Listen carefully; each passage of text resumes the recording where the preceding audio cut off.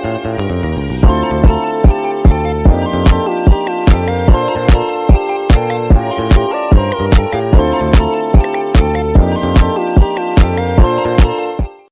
teman-teman, kembali lagi bareng aku Marta dari Prodi Manajemen Keuangan Negara. Jadi kita bakal lanjutin pembahasan mengenai soal ekonomi mikro.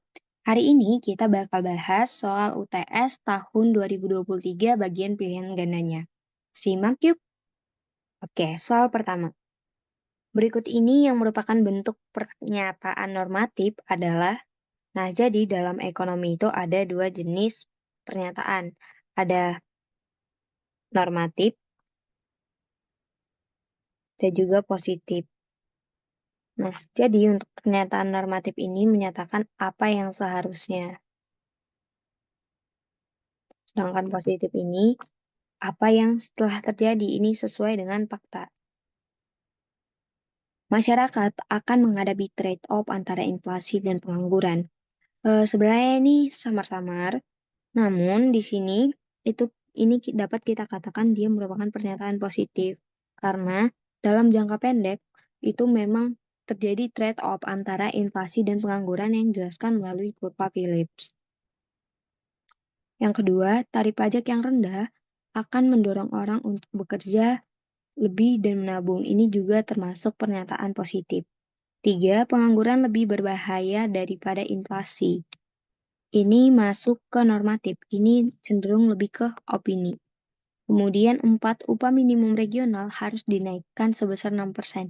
Kata harus dinaikkan ini menyatakan apa yang seharusnya dilakukan. Sehingga ini juga normatif. Kemudian yang kelima, mengubah tingkat suku bunga adalah cara yang lebih baik untuk mengelola perekonomian. Di sini juga dikatakan cara yang lebih baik. Berarti itu menyatakan apa yang seharusnya dilakukan. Sehingga jawaban nomor 1 adalah 3, 4, dan 5. 2. Dalam pernyataan berikut ini, yang merupakan isu ekonomi mikro adalah, jadi kita harus tahu sebenarnya apa sih yang dibahas dalam ekonomi mikro. Jadi ekonomi mikro itu simpelnya itu membahas perilaku dari pelaku ekonomi. Yang pertama, keputusan dalam sebuah keluarga terkait berapa bagian penghasilan yang akan ditabung, ini itu merupakan ekonomi mikro. Mengapa? Karena di sini ada dikatakan keluarga dan keluarga ini harusnya merupakan bagian dari rumah tangga konsumen. Yang kedua, efek dari peraturan pemerintah terhadap emisi gas buang kendaraan bermotor. Ini kita keep dulu karena ini dapat dikatakan mikro ataupun makro. Yang ketiga, dampak nasional shaping terhadap pertumbuhan ekonomi. Ini sudah jelas-jelas adalah makro. Karena membicarakan perekonomian secara global, menyeluruh ataupun secara nasional. 4, keputusan sebuah perusahaan tentang beberapa tenaga kerja yang akan di-PHK ini mikro. 5, hubungan antara tingkat inflasi dan perubahan jumlah uang yang beredar ini adalah makro. Nah, jadi di sini yang sudah pasti itu adalah 1 dan 4. Nah, tapi tidak ada pilihan 1 dan 4. Sedangkan untuk 3 dan juga 5 itu sudah jelas-jelas makro, sehingga kita eliminasi yang ada pilihan 3 dan 5. Sehingga kita akan menjawab A, yaitu 1 dan 2. 3, berapa persen pemerintah harus menaikkan harga rokok jika pemerintah berkeinginan mengurangi konsumsi rokok sebesar 50%, sedangkan elastisitas permintaan rokok adalah 0,75. Nah, jadi elastisitas itu dapat dicari dengan persentase perubahan kuantitas. Ini tergantung apakah dia penawaran atau permintaan, karena di sini dikatakan permintaan, berarti sini adalah persentase perubahan permintaan dan juga persentase perubahan harga. Nah, elastisitasnya ini 0,75 sama dengan 75%. Ini berarti 75 sama dengan 50 per delta P. Delta P sama dengan 75, sama dengan 50 per 75. Nah, ini itu kalau dibagikan hasilnya 0,6667. Jika dibuatkan ini sama dengan 66,67%, yaitu pilihan B. 4. Bagaimana pasar mencapai keseimbangan jika ada kelebihan permintaan barang. Nah, jadi jika ada kelebihan permintaan barang, itu di sini terjadi shortage karena harganya itu terlalu rendah. Padahal produsen tidak mampu menjual, tidak semua produsen mampu menjual di tingkat harga tersebut. Maka cara mencapai keseimbangannya adalah dengan meningkatkan harga barang, sehingga nanti permintaan barang akan turun dan pasokan barang akan meningkat. 5. Suatu perusahaan yang memproduksi kopi terkenal merilis produk barunya dengan harga yang lebih tinggi dari produk sebelumnya. Setelah dilakukan penelitian pasar, ternyata penjualan kopi turun sebesar 20%. Setelah melakukan perhitungan, ditemukan bahwa harga produk naik sebesar 10%. Kemudian manajer pemasaran memutuskan untuk menghitung elastisitas permintaan dari produk tersebut. Berapa elastisitas permintaan dari produk tersebut? Sama seperti sebelumnya, rumus elastisitas itu adalah perubahan dari kuantitas permintaan dibagi dengan tingkat persentase perubahan harganya, yaitu di sini karena dikatakan turun, maka ini min 20% per 10% sama dengan min 2B. Nah, karena ini sebenarnya min ini hanya untuk menandakan bahwa dia adalah elastisitas permintaan. Itu hanya tanda. Nah, nilainya itu 2. Berarti ini merupakan elastis. Selanjutnya nomor 6, pada kasus given good, berupa permintaan memiliki slope negatif karena, nah jadi dalam kasus given good itu antara efek substitusi dan pendapatannya itu memiliki eh, arah yang berlawanan. Jadi antara efek substitusi dan pendapatan itu ada yang positif dan juga negatif. Nah, jadi mengapa kurva permintaan barang given itu berslope negatif? Karena efek pendapatan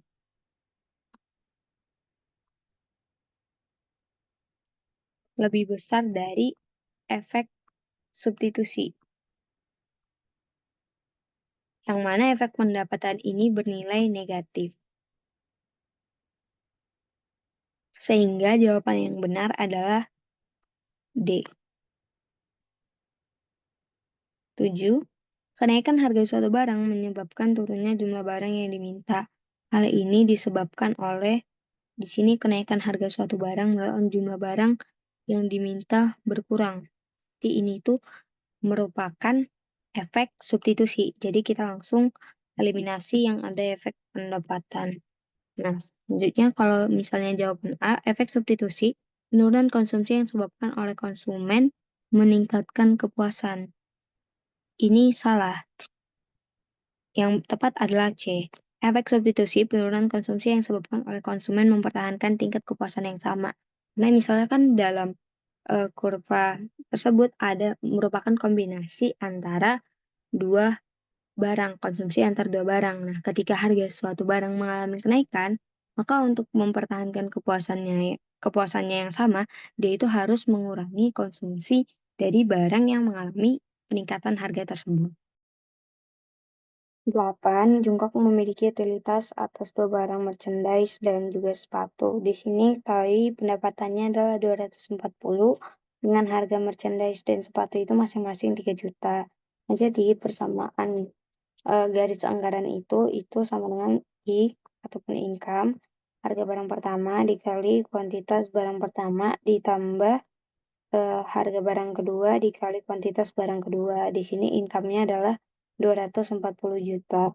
Jadi di sini kita nyatakan dalam juta ya, teman-teman. Oh iya, kalau misalnya ada juga dinyatakan data terkait pendapatan yang dialokasikan untuk konsumsi, maka kita akan menggunakan berapa pendapatan yang dialokasikan untuk konsumsi. Kemudian P1-nya adalah 3 dan Q barang pertama adalah QM ditambah dengan harga barang kedua 3 juta juga dan Q barang kedua adalah QS ataupun permintaan terhadap sepatu. Sehingga eh, yang merupakan persamaan garis anggaran adalah 240 sama dengan 3 QM ditambah 3 QS atau pilihan yang E tidak ada di antara A, B, C ataupun D. 9. Sebuah perusahaan manufaktur memiliki fungsi produksi Q sama dengan 5 KL, di mana Q adalah jumlah barang yang produksi dalam satu shift proses produksi. K adalah jumlah mesin yang dibutuhkan dalam proses produksi, dan L adalah jumlah pekerja yang dibayar per jamnya. Jika kita menggunakan K sama dengan 10 dan L sama dengan 10 dalam memproduksi Q sama dengan 450, maka produksi barang tersebut adalah ini. Kalau misalnya kita menggunakan K10 dan L10, harusnya kuantitas yang produksi adalah 5 dikali 10 kali 10 atau 500 barang. Nah, padahal di sini K itu 10 dan L10 itu hanya memproduksi 450. Sehingga padahal dia itu dapat memproduksi 500 barang. Sehingga produksinya itu tidak efisien. Atau B. 10. Hubungan antara produktivitas tenaga kerja dan taraf hidup penduduk suatu negara adalah C. Jadi, dalam jangka panjang, konsumen itu dapat meningkatkan level konsumsinya dengan cara meningkatkan produktivitas. Ketika konsumen meningkatkan produktivitas, itu merupakan unsur pendorong pertumbuhan ekonomi dan juga dapat mendorong peningkatan pendapatan per kapita. Dengan peningkatan tersebut, maka dapat juga meningkatkan level konsumsinya.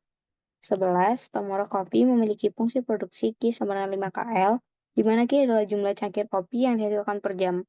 K adalah jumlah mesin pembuat kopi, dan L adalah jumlah tenaga kerja yang dibayar per jamnya. Marginal Product of Labor atau MPL Tomoro Kopi adalah, MPL ini disebut juga dengan MP. Nah, MPL ini rumusnya delta Q per delta L. Sehingga ini bisa kita dapatkan MPL itu dengan menurunkan fungsi Q terhadap L, yaitu dapatnya adalah 5K atau B. 12. Manakah dari persamaan berikut yang merupakan formula marginal cost? Jadi, apa itu marginal cost? Marginal cost itu berfungsi untuk melihat bagaimana dampak berapa besar perubahan biaya setiap menambah satu barang produksi. Kita lihat yang pertama, MC sama dengan delta TC per delta Q. Ini benar.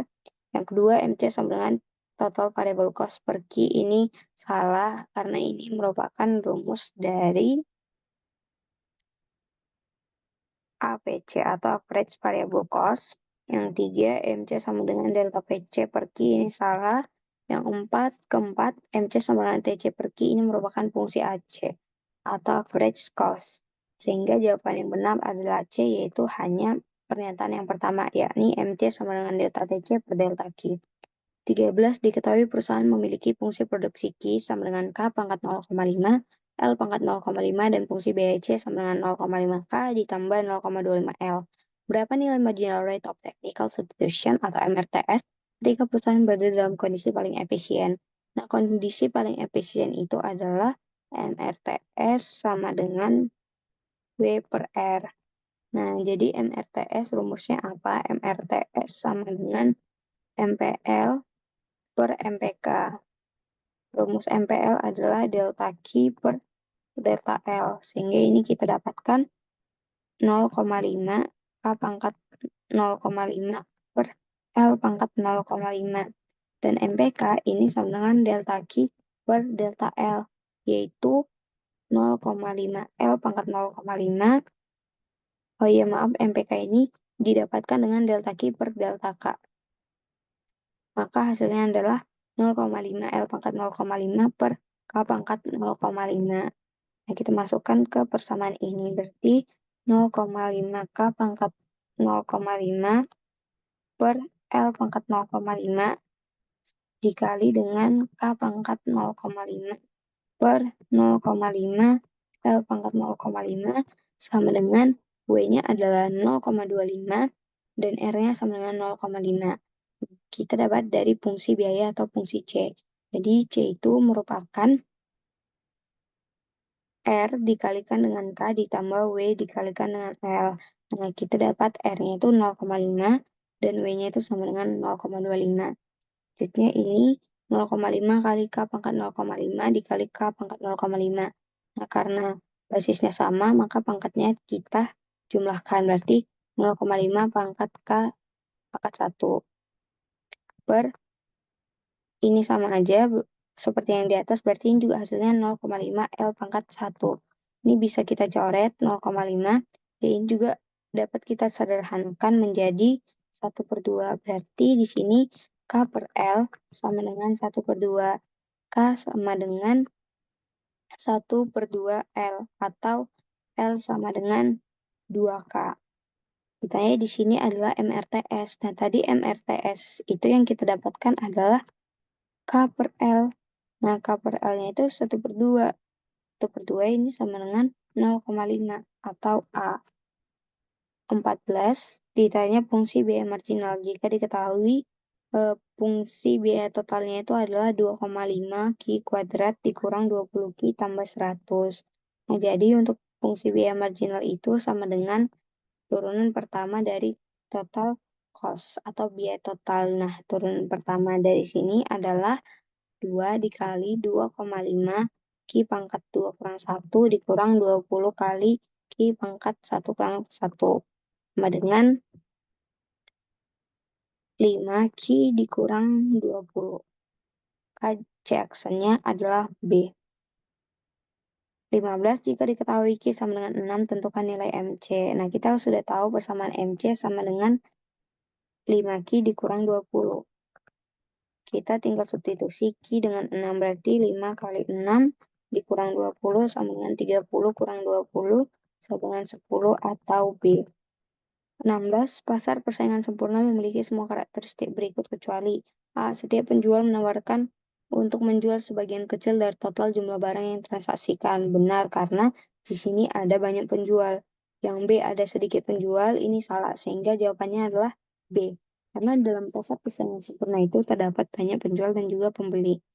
17. Di pasar yang sangat kompetitif, setiap penjual dapat membeli. Jadi pasar yang sangat kompetitif ini adalah pasar persaingan sempurna.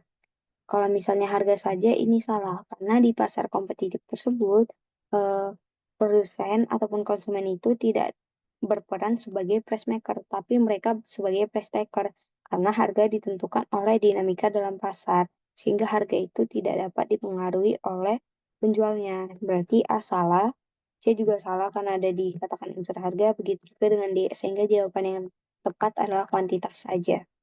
18. Manakah dari berikut ini yang merupakan karakteristik dari kurva permintaan di pasar persaingan murni?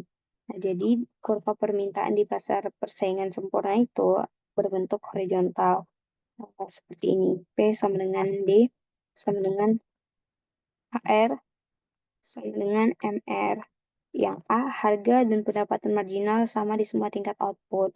Jadi P sama dengan MR. Benar. Yang B, pendapatan rata-rata kurang dari harga, ini salah karena harusnya pendapatan rata-rata sama dengan harga karena P sama dengan MR.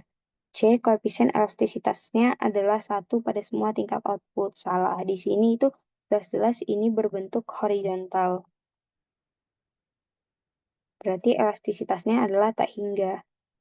Karena di sini banyak penjual, itu elastisitasnya itu adalah elastisitas sempurna. Makanya bentuknya juga horizontal. Kemudian yang D sama dengan kurva permintaan pasar. Ini salah. 19. Kebijakan pemerintah berikut ini yang memerlukan dukungan dana untuk implementasinya adalah price support. Jadi apa itu price support? Price support itu adalah kondisi ketika harga yang terbentuk itu berada di atas harga keseimbangan pasar sehingga terjadi kelebihan penawaran. Nah, untuk mengatasi hal tersebut, pemerintah itu mengcover barang-barang yang belum terjual tersebut dengan membelinya sehingga memerlukan dukungan dana. Sedangkan ceiling price itu merupakan penetapan harga maksimum, minimum price penetapan harga minimum, dan production quota itu adalah penetapan kuota biasanya untuk melindungi produsen dalam negeri. 20. Tujuan pemberlakuan import kuota dan tarif oleh pemerintah adalah titik-titik. Nah, jadi adanya kuota import dan juga tarif ini bertujuan untuk melindungi produsen dalam negeri. Karena misalnya barang-barang dari luar negeri itu lebih murah, itu ketika dikenakan tarif itu nanti harganya akan naik sehingga barang dalam negeri itu dapat bersaing. Nah, jadi di sini yang A membuat harga barang dalam negeri lebih murah dari harga dunia, sehingga konsumen mendapatkan harga yang lebih murah dibandingkan bila terdapat perdagangan bebas. Nah, sampai lebih murah ini benar, tapi ketika dikatakan sehingga konsumen mendapatkan harga yang lebih murah dibandingkan bila terdapat perdagangan bebas itu kurang tepat, karena justru dengan perdagangan bebas ini itu tidak ada kebijakan impor kuota ataupun tarif. Jadi situ hambatan-hambatan perdagangan itu dihapuskan. Yang B, membuat harga barang dalam negeri lebih mahal, salah. Yang C, membuat harga barang dalam negeri lebih murah dari harga dunia, sehingga perusahaan dalam negeri menikmati keuntungan yang lebih besar dibandingkan bila terdapat perdagangan bebas. Jadi jawabannya adalah yang C. Karena ketika misalnya nanti perdagangan bebas, itu banyak barang-barang luar negeri itu yang bisa saja lebih rendah dari barang produksi dalam negeri, yang tentunya itu akan, mengambil keuntungan yang dinikmati oleh produsen dalam negeri. Nah, persaingannya juga semakin tinggi. Baik teman-teman, sekian untuk pembahasan hari ini. Terima kasih.